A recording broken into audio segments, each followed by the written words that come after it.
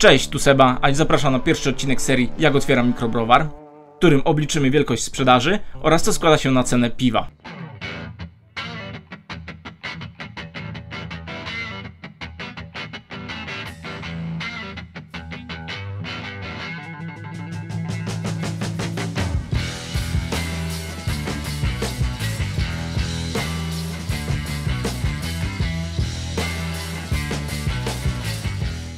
Może na początek zdefiniujmy sobie, czym jest mikrobrowar.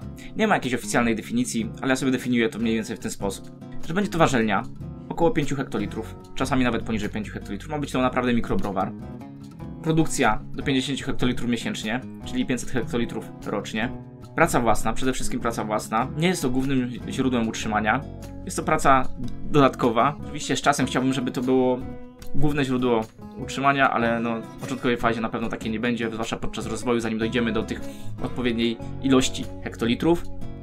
Sprzedaż generalnie wokół komina, czyli lokalne sklepy, puby, multitapy. Tutaj dobrą okazją jest to, że jestem niedaleko Poznania. W tym Poznaniu jest kilka fajnych miejscówek, gdzie można to piwo dystrybuować. Na pewno chciałbym spróbować też przy browarze to sprzedawać, czyli mieć jakiś wyszynk na miejscu. Wiąże się to oczywiście z jakimiś dodatkowymi kosztami, ale może jakoś okazjonalnie, czy może jakieś warsztaty bym organizował i wtedy bym mógł na przykład mieć, sprzedawać, degustować moje piwa, które sam wyprodukowałem. No i też chciałbym zakup moich piw przez internet. Mój browar, mikrobrowar będzie miał charakter browaru domowego. Mniej więcej te rozwiązania, które mam, chciałbym przeskalować. To będzie na pewno wyzwanie i to też jest rzecz dla pasjonaty. Nie ma co liczyć na złote góry. Chciałbym po prostu spróbować produkować własne piwo. Ja już na tym etapie tutaj wyliczeń będę zakładał, że browar istnieje, może rozpocząć produkcję. Wszystkie formalności dotyczące otwierania browaru, czyli nie wiem, jakaś architektura, sanepid i tak dalej, to wszystko już mam odhaczone. Na początek muszę przyjąć jakieś założenia wstępne. Wrzucamy po prostu proste piwko, powiedzmy jakiś pils, czy jakiś session IPA, 12 plato, bez udziwnień, bez dodatków, ewentualnie trochę chmielu na aromat. Zakładam też, że 90% opakowań to będą opakowania wyszynkowe. Nie będę na początek chciał inwestować w drogą linię rozlewniczą do butelek. Z butelkami jest teraz różnie, jest zawirowanie, jeżeli chodzi o butelki zwrotne, bezzwrotne. Dochodzą jakieś zmiany w przepisach. Niby napiszę na butelce, że jest bezzwrotna, ale za chwilę się okaże, że zainwestuję w linię rozlewniczą butelek i nie będzie mnie stać na to, żeby te butelki pakować. Więc ja zakładam jakiś mały procentowy udział, czyli 10% na hektolitr, to będzie tam te 20 butelek. Je mogę sam rozlać, nawet przeciwciśnieniowo zapakować. No i cena za wyszynk, czyli z kega 7 zł brutto. Po tyle na przykład by było trzeba ode mnie kupić, jeżeli bym wstawiał to do multitapu. Potem multitap sobie musi już dorzucić swoją marżę i tak samo hurtownik, czyli 7 zł za wyszynk, za pół litra. No i cena butelki 8 zł brutto. No butelka jest droższa. Jak już wspomniałem, brak pośredników, hurtowników marży. Nie uwzględniam też amortyzacji. Amortyzacja to jest na przykład rozliczenie w czasie warzelni. Kupiłem warzelnię za 500 000, to przez 5 lat mógłbym tam, czy 5 czy 6 lat mógłbym 10% miesięcznie bym mógł jako koszty sobie wrzucać te 5000 przykładowo, jakoś tak, mniej więcej. Tego na razie nie wrzucam, bo nie wiem jaką warzelnię, ile wydam na warzelnię, ale to na pewno by spowodowało, że podatki byłyby niższe przez to, że koszt bym rozliczał, tak, bo VAT też jakiś, więc... No i zakładam, że produkcja miesięcznie, tak jak wspomniałem, że 50 hektolitrów to jest mikrobrowar, no ja tutaj zakładam 30 hektolitrów. Myślę, że między 20 a 30 hektolitrów to jest jeszcze w stanie w pojedynkę się ogarnąć i ta warzelnia nie musi być taka duża. No i teraz może przejdźmy do kosztów. Przy tych założeniach możemy zaobserwować, jak poszczególne koszty rozkładają się w zależności od wielkości sprzedaży hektolitrów. Istotne jest, jaki procent kosztów stałych stanowi cena piwa. Tu widzicie, jak się rozkładają kwotowo przy 30 hektolitrach i procentowo, jak to wygląda. Istotnie w cenie piwa jest na pewno VAT, akcyza i inne podatki. Koszty stałe, koszty zmienne, czyli surowce, opakowanie, no i jakiś zysk browaru. Nie możliwość płacenia akcyzy. Albo przedpłata, czyli zanim wyprodukujemy piwo, mówimy tyle i tyle akcyzy musimy zapłacić i płacimy tą akcyzę, ale to jest problem taki, że musimy mieć wcześniej te pieniądze. No i możemy mieć też skład podatkowy, ale skład podatkowy jest, potrzebuje dodatkowego pomieszczenia i muszą być wszystkie zbiorniki zwymiarowane, przy przedpłacie niekoniecznie, to zależy też od regionu. Wtedy mamy taki plus, że za akcyzę płacimy w momencie, kiedy piwo wychodzi z browaru, czyli nie musimy mieć tej kasy wcześniej, tylko jak wychodzi na przykład do hurtowni czy do multitapu, to wtedy płacimy akcyzę, czyli możemy założyć, że ktoś nam już zapłacił za to piwo. Kolejnym podatkiem bezpośrednim, który wchodzi, no to jest VAT. VAT jest we wszystkim, zwłaszcza jeżeli jest to produkt akcyzowy, to musimy mieć VAT. VAT nie jest kosztem. VAT płacimy na końcu. VAT możemy sobie odliczać od produktów, które kupiliśmy, ale częściowo też my poniesiemy koszty VAT-u.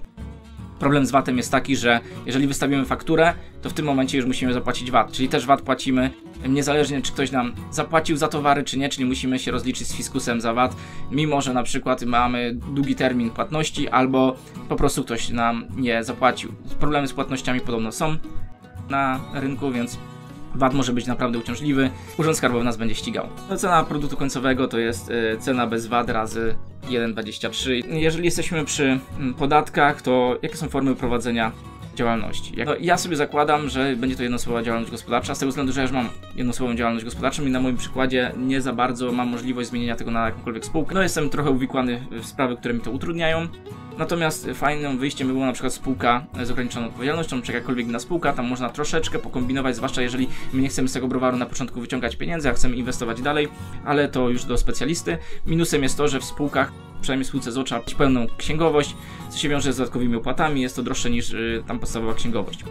No to jeżeli mamy jednoosobową działalność, no to mamy ZUS. To jest jakby konieczność. Jeżeli jest to nasza pierwsza działalność, to wtedy możemy mieć mały ZUS. Lub jeżeli jesteśmy jednocześnie na etacie, ja tak prawdopodobnie bym planował, to wtedy płacimy tylko składkę zdrowotną. Mimo że już płacimy u pracodawcy składkę zdrowotną, to w takiej sytuacji też płacimy drugi raz składkę zdrowotną, co mi się wydaje totalnym idiotyzmem i nie rozumiem, bo jakby nie mam z tego tytułu jakichś dodatkowych benefitów, a płacę 2 razy to samo. No i mamy opodatkowanie. I tutaj do wyboru mamy albo skalę, czyli tak jak się rozliczamy normalnie, czyli 12% ta najniższa stawka do 120 000, no i potem kolejne progi progresywne. Możemy się rozliczać wtedy z współmałżonkiem, mamy jakieś ulgi, składka zdrowotna wynosi 9% lub 314 zł, natomiast liniowy to jest 19% PIT-u i składka zdrowotna to jest 4,9% lub 314 zł. Jeżeli były wysokie koszty zbudowania browaru i mamy zarówno z budynku amortyzację, sprzętu, wyposażenia, amortyzację, to myślę, że bardzo ciężko będzie zapłacić PIT, zakładając, że na przykład nie ma tej amortyzacji, o czym wspomniałem wcześniej, tylu hektolitrów zaczynamy płacić PIT, no i automatycznie jako zaczynamy mieć zysk, czyli płacimy PIT i też nam rośnie składka zdrowotna. No przy 30 hektolitrach to już zaczyna być 2500, więc jakaś suma, kwota też jest do zapłacenia. Teraz możemy przejdziemy do kosztów zmiennych. Przede wszystkim to wszystkie koszty związane z wyprodukowaniem 1 hektolitra piwa, surowce, opakowanie, media i tak dalej. Zakładamy, że w tym przypadku te wszystkie surowce i tak dalej koszty zmienne będą rosły liniowo wraz ze wzrostem hektolitrów, które wyprodukujemy. To jest takie założenie do ułatwienia obliczeń, no bo wiadomo, że wraz ze wzrostem na przykład hektolitrów możemy negocjować zniżkę na opakowania, bo jak zamawialiśmy paletę, no to za bardzo nie cenimy zniżki, ale jak na przykład mamy już zapotrzebowanie na tira opakowań, no to wtedy możemy dostać jakąś zniżkę i wtedy na przykład w zależności od wolumenu będziemy dostawać jakąś zniżkę chociażby też na surowce. No i też może pojawić się jakaś zniżka lojalnościowa, jeżeli z kimś długo współpracujemy, no ale myślę, że na początku browaru ciężko będzie jakieś zniżki takie uzyskać, więc raczej zakładamy, że tutaj będzie to liniowo rosło. Oczywiście część kosztów stałych możemy zmienić na koszty zmienne, na przykład logistyka, transport. Myślę, że na początku takie rzeczy to będą raczej koszty stałe. Jak zamówimy paletę butelek miesięcznie, to nam starczy na ten miesiąc na pewno albo z hakiem. I tak wyglądają koszty zmienne. Tutaj możecie sobie zobaczyć, jak one rosną wraz z hektolitrem sprzedaży. Pamiętajcie, że oprócz produkcji musimy sprzedawać to, żeby to miało ręce i nogi. No i przede wszystkim, jeżeli chodzi o surowce, to jest słód, chmiel, drożdże. Wodę tutaj możemy pominąć, bo woda jest pomijalnym na tym etapie, powiedzmy, kosztem. Zresztą woda nie kosztuje dużo. Tak samo możemy pominąć sole do modyfikacji wody, bo kupujemy na przykład sole na kilogramy, a używamy kilka gramów nawet na 1 hektolitr, więc koszt jest pomijalny. I tutaj sobie po prostu założyłem, że tak się to rozkłada i tyle mniej więcej poszczególne produkty na hektolitr, czy tam na 30 hektolitrów i jak to się rozkłada na koszt, jeżeli chodzi o pół litra. Podobnie mam też zrobione z mediami. Z mediami to jest tak, no tutaj już uwzględnię wodę. Wodę zużywa się w browarze mniej więcej na 1 litr piwa przypada 4 litry wody. Znalazłem też fajne opracowania na przykład od Carlsberga czy innych dużych koncernów, gdzie oni już potrafią zjechać do 2 litrów. To jest optymalizacja na skalę przemysłową. Myślę, że w mikrobrowarze te 4 litry to spokojnie będzie schodzić. Jakie mamy możliwości, jeżeli chodzi o wodę? No to na pewno możemy z wodociągów i wtedy płacimy różnie, od 4 do 6 zł za metr sześcienny, czyli za 1000 litrów. No to są takie koszty, które trzeba uwzględnić. Tak jak w moim przypadku mam własne ujęcie, no to studnia głębinowa i płacimy wtedy za pompę, czyli za energię, jest to bardzo niski koszt. Ale do tego też dochodzą różnego rodzaju filtry, no tą wodę będziemy musieli wyfiltrować, odkazić, pewnie jakaś lampa UV do tego dojdzie, więc tutaj pewnie będzie dodatkowy wydatek, powiedzmy roczny, na filtry, które pewnie trzeba wymieniać z pół roku co rok. To można już uznać, że to jest koszt stały. Kolejnym mediem tutaj będzie na przykład pewno ścieki.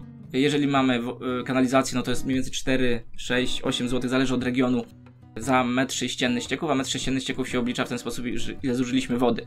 Czyli tutaj, jeżeli zużyliśmy 4 litry na piwo, a litr poszedł jako piwo, a 3 litry po prostu do mycia, no to wtedy płacimy tak za te 4 litry jakoś ścieki, chyba że jesteśmy w stanie jakoś się dogadać inaczej, ale nie wiem, jak to wygląda w przypadku produkcji, czy możemy to lepiej zrobić. No ja muszę, tutaj w moim przypadku bym musiał zrobić szambo, 10 metrów sześciennych szamba to jest 300-400 zł za wywóz i myślę, że tego szamba by było trzeba sporo i to może być dużym problemem przy otwieraniu browaru. Warto się zorientować wcześniej, jakie mamy możliwości. No, można jeszcze pomyśleć o oczyszczalni ścieków przydomowej, ale ona może być problematyczna ze względu na to, że czasami w browarze stosujemy de facto różną chemię i ją trzeba też w sumie jakoś neutralizować, ale myślę, że z oczyszczalnią ścieków byłby też spory problem. Energia. Jeżeli chodzi o energię, no to ja sobie tutaj założyłem, że to jest jakieś 30 kW na 1 hektolitr.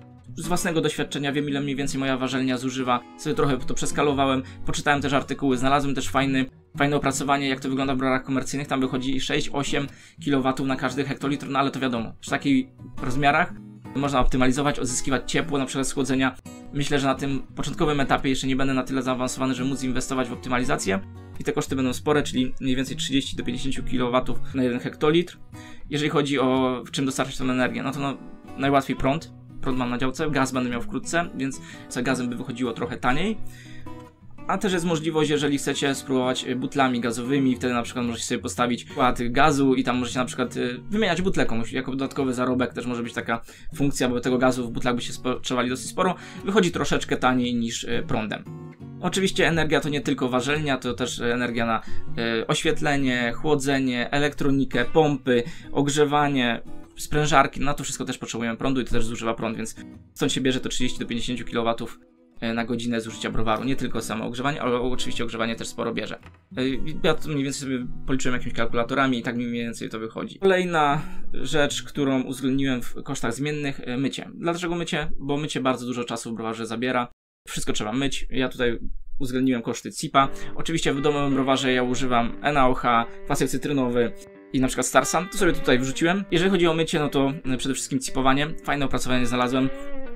Stosuje się przede wszystkim czyszczenie alkaliczne, czyli NaOH, czyszczenie kwasowe. Tutaj lepiej zastosować kwas fosforowy lub azotowy o stężeniu 0,5 do 1%. Różne środki dezynfekujące. Przede wszystkim w browarze używa się środków na bazie kwasu nadoctowego do zabicia mikroorganizmów i zapewnienia higieny. No i oczywiście też jakieś detergenty się przydają do mycia, jakieś odtłuszczenia i tak dalej, więc to też jest jak najbardziej w browarze potrzebne. No i teraz chyba taka najbardziej kosztowna rzecz, która jest często niezauważalna przez konsumenta. Opakowanie. Opakowanie możemy podzielić na wyszynkowe i na wynos, powiedzmy. Jeżeli chodzi o opakowanie wyszynkowe, no to na pewno keg bezzwrotny, czyli tak zwany keg PET czy PETiner, czy zależy od producenta, jak to jest nazywane. Ja bardziej bym tutaj stawiał na kegi 30-litrowe, ale też wiem, że rynek wymaga, żeby częściowo sprzedawać 15-litrowych na przykład, jakieś sztosy, mocne, ciemne piwa, które nie schodzą tak na pniu. I to na pewno miało też zajście, więc tu trzeba się zastanowić, a na razie zakładam, że w przypadku tego 12-plato to będzie 30-litrowy. Kegi bezzwrotne, no niestety kegi bezzwrotne są dosyć drogie, są ciężkie, stal nierdzewna waży.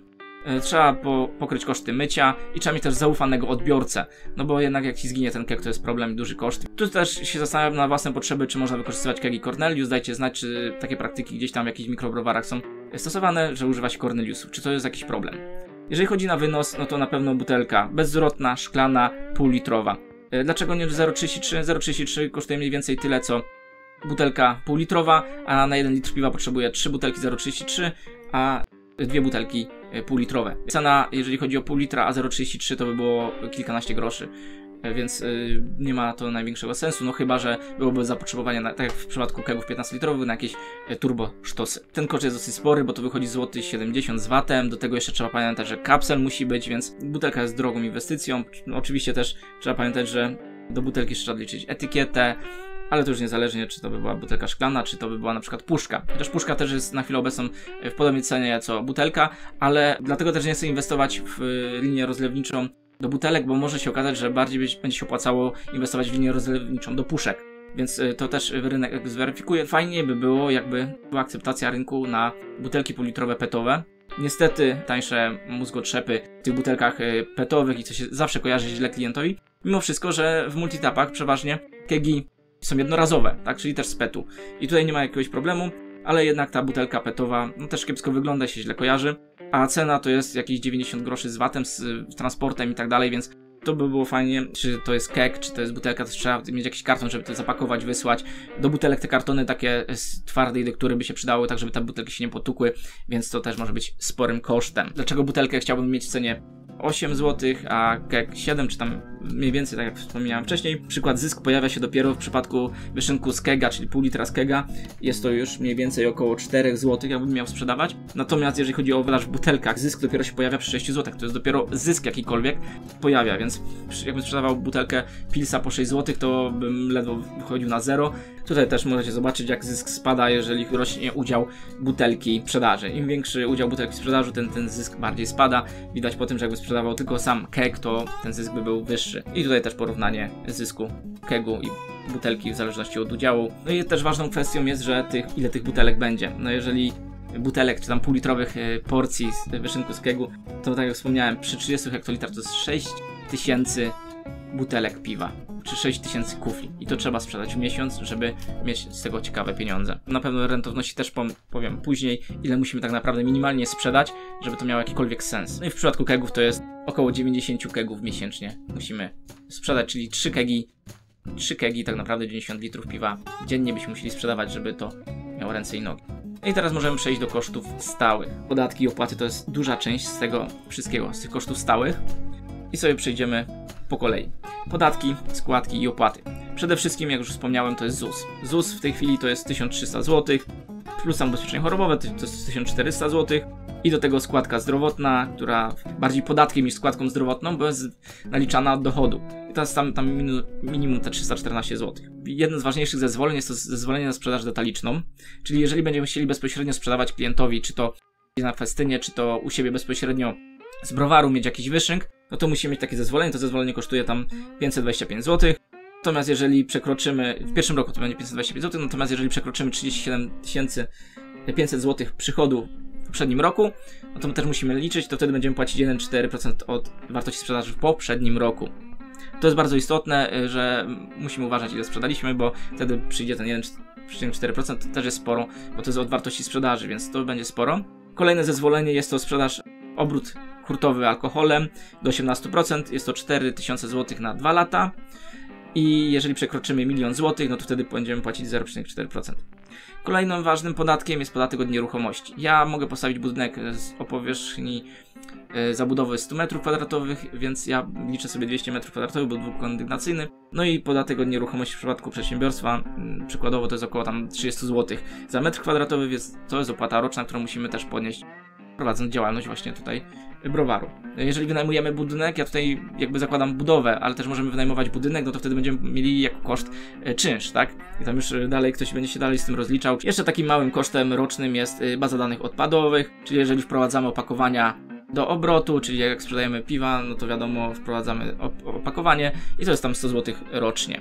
Ponad 2000 zł miesięcznie musimy wydawać na podatki i opłaty zezwolenia. Jeżeli chodzi o prowadzenie działalności, to też jest sporym kosztem. Przede wszystkim księgowość. Tu uzależnione od rodzaju prowadzenia działalności. Jeżeli się zdecydujemy na spółkę z o, no to będzie pewnie trochę więcej. Jeżeli działalność gospodarcza, no to też w zależności od ilości faktur, czasami jest ilości pracy, można samemu próbować zmniejszyć ten koszt. Będziemy chcieli pewnie sami to robić, to kupimy jakiś program księgowy.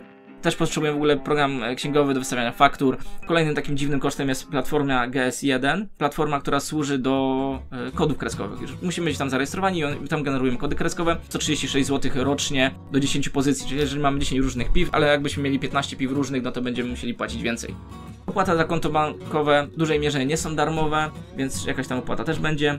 Terminal potrafi być naprawdę dosyć dużym kosztem i musimy mieć terminal. Na pewno jeżeli będziemy chcieli być na festiwalach, no to tam terminal mobilny będzie potrzebny, więc on jest trochę droższy. Się tam płaci procentową wartość sprzedaży. To może być nawet do 1,7%, tak? No i też musimy terminal wypożyczyć prawdopodobnie, no to jest dzierżawa 50 zł miesięcznie, czyli możemy założyć skromnie, że 60 zł miesięcznie będziemy płacić za terminal. No i do tego, jeżeli będziemy sprzedawać detalicznie, no to też kasa fiskalna w przegląd, powiedzmy co 2 lata 200 zł, który jest wymagany przez państwo, żeby robić ten przegląd. Dodatkowo media też są kosztem stałym, tak jak telefon, internet, odpady komunalne, no śmieci na pewno będziemy generować w browarze. ogrzewanie i chłodzenie. Tak naprawdę nie wiem, ile ogrzewanie i chłodzenie by mogło kosztować w browarze, bo zimą raczej nie potrzebujemy tak naprawdę ogrzewania czy warzelni, czy fermentowni. Tam będziemy starać się utrzymać temperaturę sprzyjającą fermentacji, a warzelnia podczas ważenia będzie generować ciepło zbędne i będzie nam ogrzewać. Natomiast jeżeli chodzi o pomieszczenia socjalne, biurowe, niestety musimy mieć czy łazienki, czy pomieszczenia socjalne, czy biurowe, ze względu na sanepid, który wymaga, żeby to było wszystko gdzieś tam zrobione, więc te pomieszczenia pewnie byśmy musieli jakoś ogrzewać. Nie wiem, jaki to jest koszt, więc pewnie też było trzeba doliczyć, ale to takie rzeczy właśnie wyjdą dopiero pewnie w praniu. Tak samo jeżeli chodzi o chłodzenie, ciężko mi jest określić na chwilę obecną. Potrzebujemy na pewno jakieś wytwornice wody lodowej do chłodzenia do tanków fermentorów, a może pomieszczenie klimatyzowane, więc tutaj jeszcze nie ma sprecyzowane, jak to chłodzenie miałoby wyglądać, to dopiero pewnie na kolejnym etapie wyjdzie. Tutaj CO2 sobie wrzuciłem, CO2 de facto nie jest potrzebne do nagazowania piwa, ale przydaje się przy wyszynku. Z tego co się orientuję, to kegi, te 30-litrowe pety, one już są zagazowane gazem obojętnym, więc ich nie trzeba przedmuchiwać, ale pewnie butelki trzeba przedmuchać, coś tam trzeba. Tak skromnie wrzuciłem, że tyle i tyle mniej więcej tego CO2 będzie potrzebne. Tak samo, jak już wspominałem o filtrach do wody, no to na pewno jakiś tam koszt roczny tych filtrów wymiany będzie potrzebny, no i jakieś abonamenty za media, typu abonament za prąd, za gaz. Samochód jest potrzebny w przedsiębiorstwie, trzeba gdzieś dojechać, trzeba gdzieś zawieźć czy to piwo, czy rozwieźć, no trzeba dojeżdżać do tego browaru też i zaraz mamy wybór, albo to będzie użytek mieszany, czyli używamy samochodu zarówno prywatnie, jak i w przedsiębiorstwie i wtedy to się mniej więcej tak rozkłada, że część kosztów możemy sobie rozliczyć, część nie, albo ewidencjonowany przebieg pojazdu i wtedy sobie zapisujemy ile, gdzie byliśmy i na tej podstawie możemy 100% kosztów rozliczać. Koszty jakie ja ponoszę mając działalność, no to przede wszystkim roczne przeglądy, badanie techniczne, ja to sobie wpisuję jako ASO, bo ja to robię w jednym punkcie, do tego na pewno paliwo. Ja to sobie zakładam skromnie, że 50 km dziennie, 200 dni w roku, a myślę, że to jest takie niskie założenie zużycia paliwa. No oczywiście jakieś ubezpieczenie roczne, OC, AC, opony. Przekładanie opon plus depozycie opony, więc to jest też dla mnie jakiś tam koszt, więc mniej więcej tyle miesięcznie. Kolejnym kosztem stałym jest to też marketing. Dlaczego stałym? No jeżeli zamawiamy grafika, to prosimy zrób mi etykietę na daną serię piwa, czy zrób mi logotypy, brand, fotkę, czy tam zdjęcie na media społecznościowe. Grafika trzeba mieć zaprzyjaźnionego, on nie jest nam potrzebny cały czas, ale od czasu do czasu pewnie się przyda. Chyba że mamy sami zdolności graficzne i potrafimy sami przygotować jakieś grafiki czy etykiety. Prowadzenie mediów społecznościowych, strony internetowej, sklepu internetowego. Jeżeli mamy czas i chęci, możemy to sami robić, jeżeli nie, no to pewnie ktoś by mógł to robić. No, to jest kwestia tego, na ile mamy czasu i umiejętności, żeby to robić. Promocja w mediach społecznościowych.